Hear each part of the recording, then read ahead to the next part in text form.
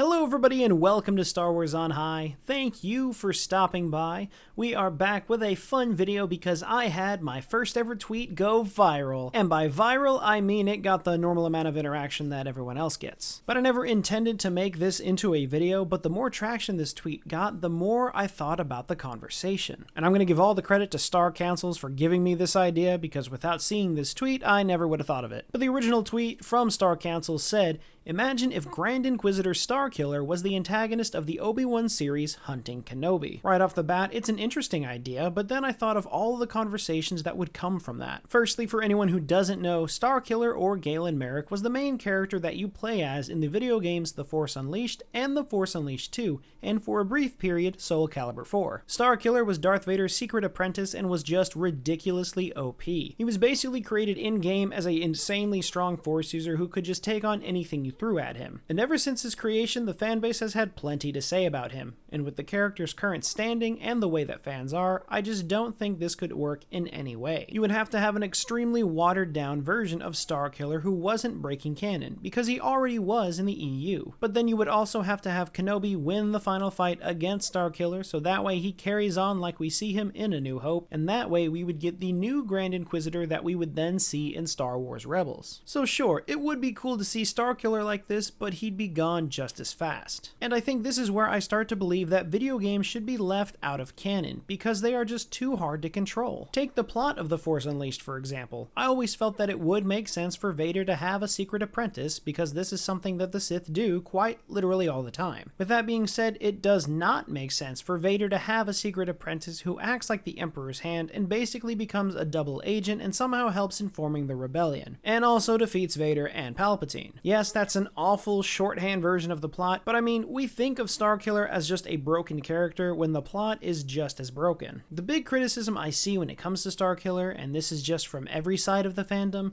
the consensus is that he's just too powerful. He's a being that is stronger in the Force than practically everyone, and it breaks canon. It broke canon in the EU, and it certainly would do so in the new Disney canon. Now, I know there are those who love the character and want to see him return to canon, and I don't think there's anything wrong with that.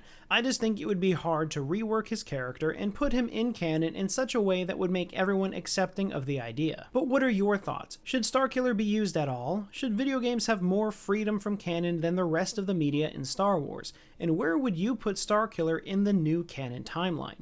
Let me know all of your thoughts down in the comments below. But before I go, I'll leave you with this cursed idea. Just think, if you really want to blow everyone's mind, bring Starkiller back into canon as the main antagonist in Rey's new Jedi Order movie. Do that and watch everyone go feral.